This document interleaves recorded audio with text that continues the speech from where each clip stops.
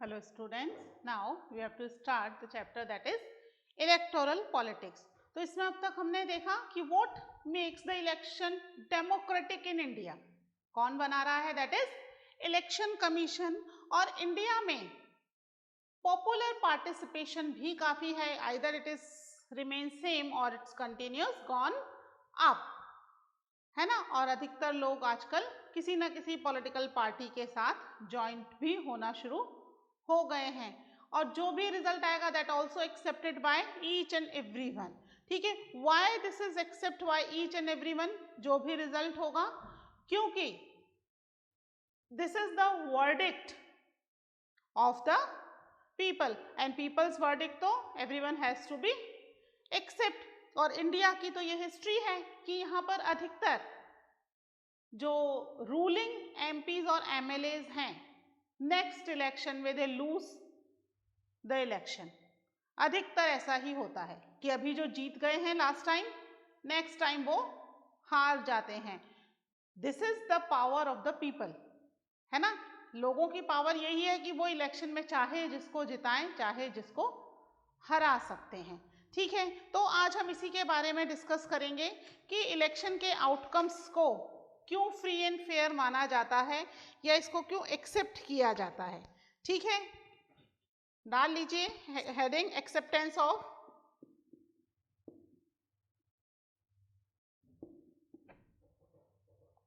Election outcomes.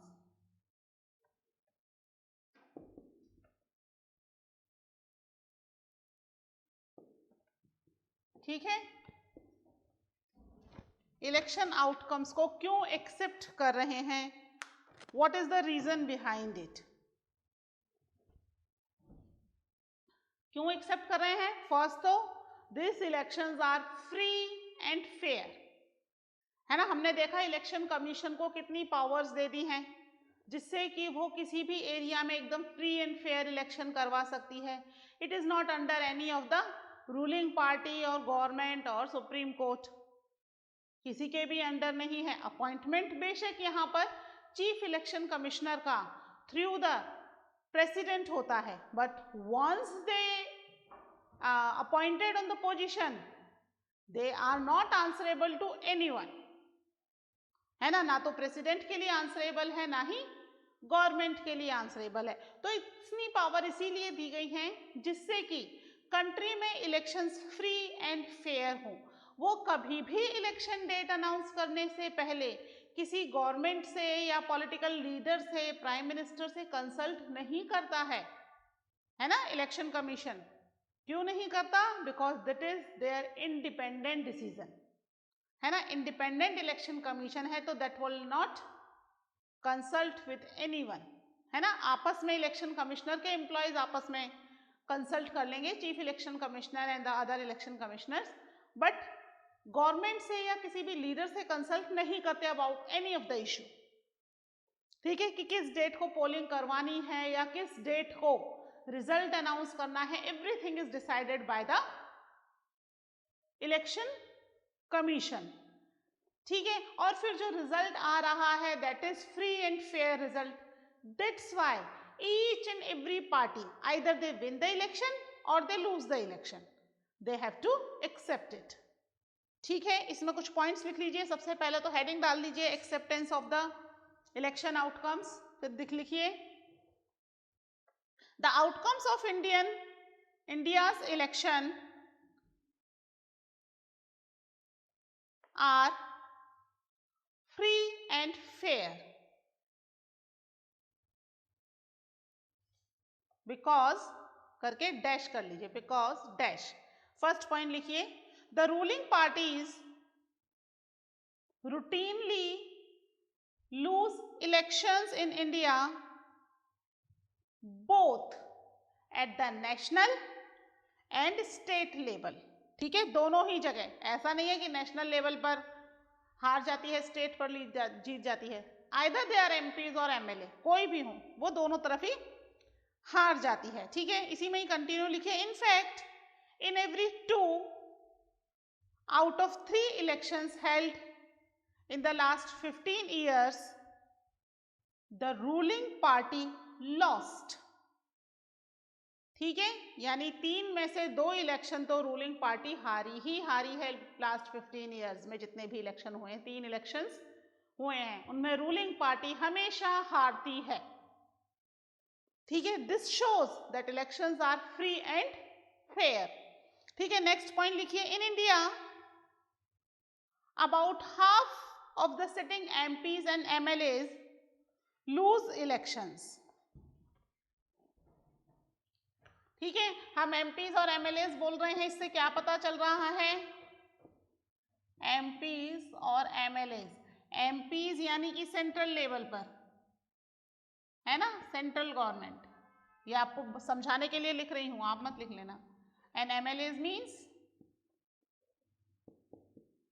State government, है ना, बताया था आपको।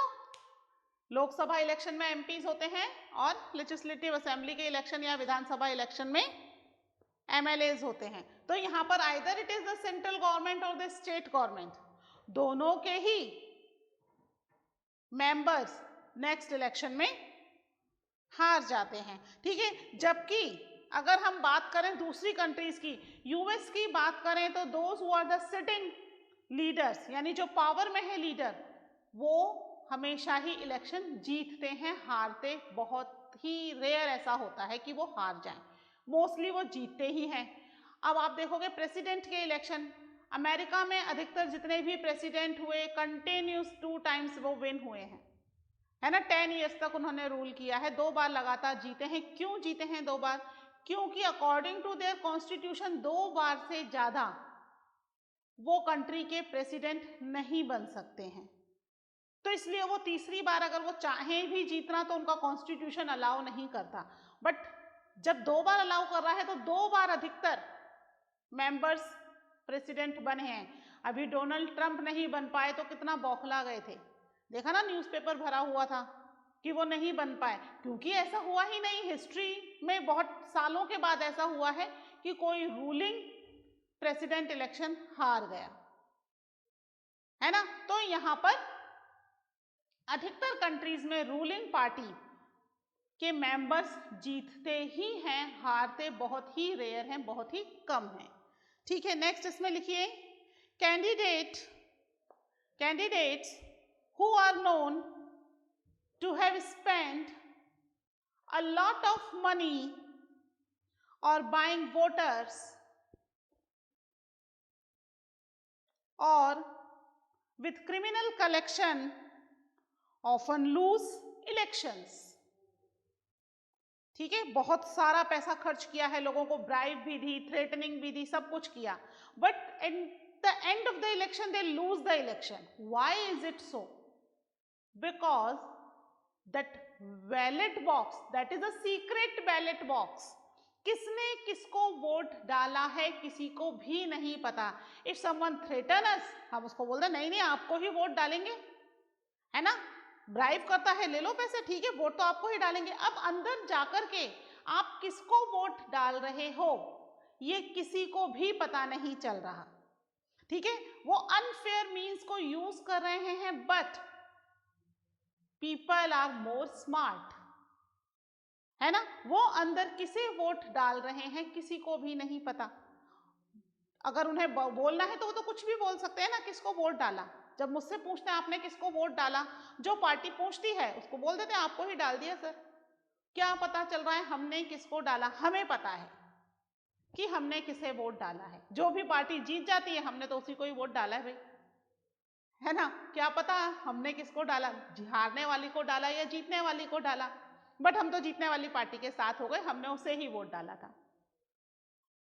तो ये सीक्रेट बैलेट बॉक्स बनाया ही इसलिए है जिससे कि कोई भी व्यक्ति अपना वोट अपने पसंद के कैंडिडेट को दे सके, कोई भी उसे प्रेशराइज ना करे, और प्रेशराइज करे तो भी उसे पता ना चले कि किसने किसको वोट दिया।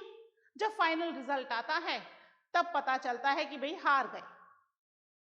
तो अधिकतर क्रिमिनल कनेक्शन वाले व्यक्ति और those who spend a lot of money, they always lose the most of the time they lose the election। next देखिए इसमें candidate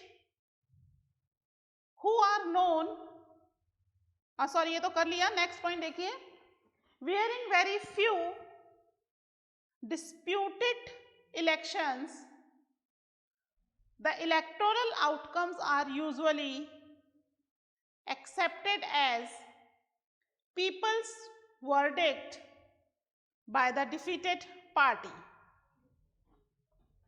ठीक है, जो भी डिफीटेड पार्टी होगी वो चुपचाप से इसको क्या मान लेगी, जो भी व्यक्ति जीत रहा है या हार रहा है दैट इज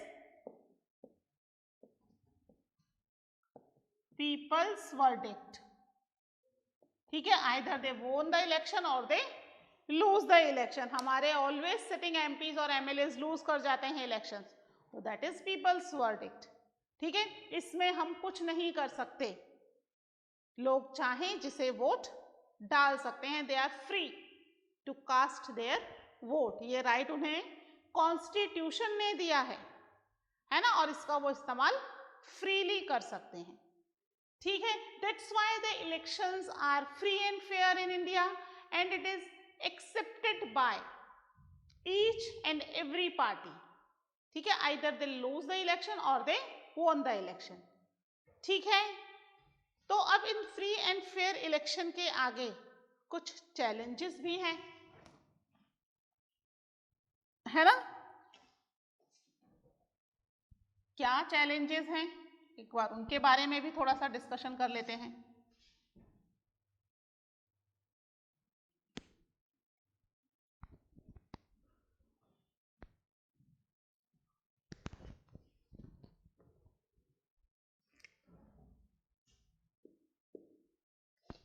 ठीक है, चैलेंजेस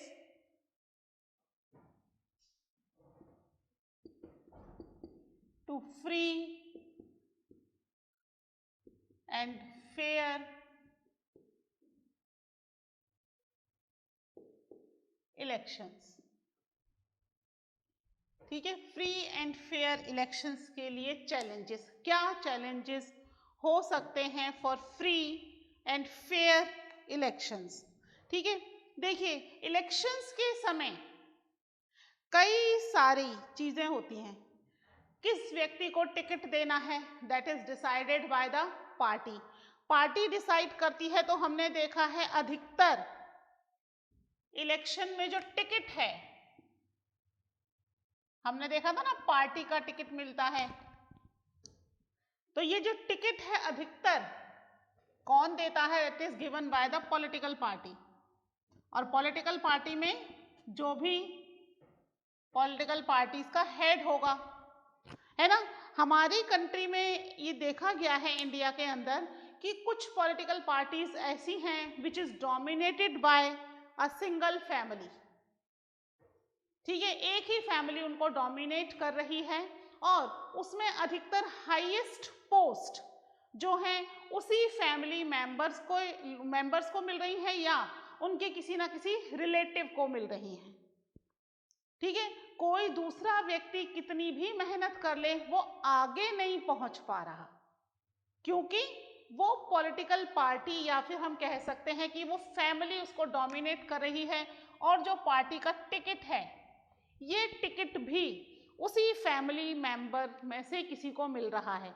यानी जो लोग सालों से मेहनत कर रहे थे वो तो मेहनत करते ही रह गए. अचानक से उस पॉलिटिकल पार्टी में से फैमिली का बेटा या कोई रिलेटिव बाहर से आया और ही बिकम द लीडर. जो मेहनत कर रहे थे उन्हें लीडर बनने का मौका ही नहीं मिला, क्योंकि वो उस पर्टिकुलर फैमिली को बिलोंग ही नहीं करते थे. It is dominated by the family. कोई ना कोई फैमिली इन पॉलिटिकल पार्टी को डोमिनेट कर रही है और उसी पॉलिटिकल पार्टी या उसी फैमिली के अकॉर्डिंगली जितने भी मेंबर्स हैं उस पॉलिटिकल पार्टी के दे हैव टू वर्क. फिर इलेक्शन के समय जब हम इलेक्शन के लिए जाते हैं तब तो हमारे कैंडिडेट्स बहुत पूछते हैं, है ना. इलेक्शन जीतने के बाद वो अपनी कॉन्स्टिट्यूएंसीज में आते तक भी नहीं है. कई बार अधिकतर इलेक्शंस में हमने देखा है कि जो मैनिफेस्टो है या जो उनकी पॉलिसीज एंड प्रोग्राम्स हैं उनमें अधिकतर यही लिखा रहता है कि they can provide the electricity, water, constructed the road, bridges. अभी भी पूरी कंट्री में ऐसा नहीं हुआ है. इतने सारे MLAs और MPs हो गए। क्यों नहीं हो पाया? क्योंकि जीतने के बाद वो अपनी कॉन्स्टिट्यूएंसीज की तरफ देखते ही नहीं है। 5 साल खत्म होते ही अगले इलेक्शन का समय उन्हें याद आता है, अरे कॉन्स्टिट्यूएंसी में जाओ, जिताएंगे तो वही लोग ना। लेकिन तब तक वो लोग समझ चुके होते हैं कि इस व्यक्ति को जिताने से कोई फायदा नहीं है, और इसीलिए सिटिंग MLAs और MPs क्या हो जाते हैं नेक्स्ट इलेक्शन में?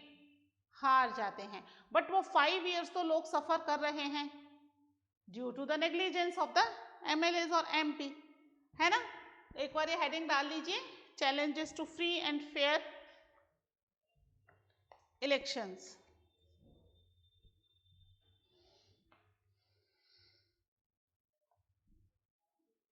ठीक है, इसमें लिख लीजिए, many limitations and challenges of Indian elections bring to our attention.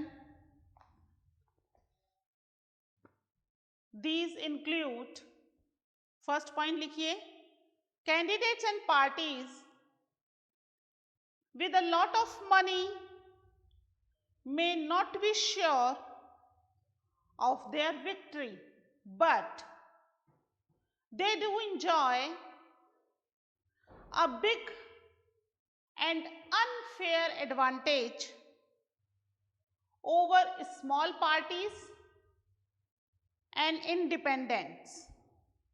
ठीक है, कुछ लोग इंडिपेंडेंट खड़े होते हैं, कुछ छोटी पार्टीज हैं, ठीक है। Few parties have a lot of money, वो बहुत खर्चा भी करती हैं, जीत नहीं पाती, बट जो छोटी पार्टी है, स्मॉल पार्टीज और इंडिपेंडेंट कैंडिडेट, इनको बुरी तरीके से डोमिनेट करती हैं या इनके जो वोटर्स हैं उनको अपनी तरफ अट्रैक्ट कर लेती हैं। ठीक है, नेक्स्ट देखिए, in some parts of country candidates with criminal connections have been able to push other out of the electoral race and secure a ticket from major parties, है ना। क्रिमिनल कनेक्शन के लोगों को भी टिकट मिलता है। Ticket किसको मिल रहा है? क्रिमिनल कलेक्शन, यानी एलिजिबल लोगों को तो उन्होंने रेस से बाहर कर दिया, या फिर those who can spend more money,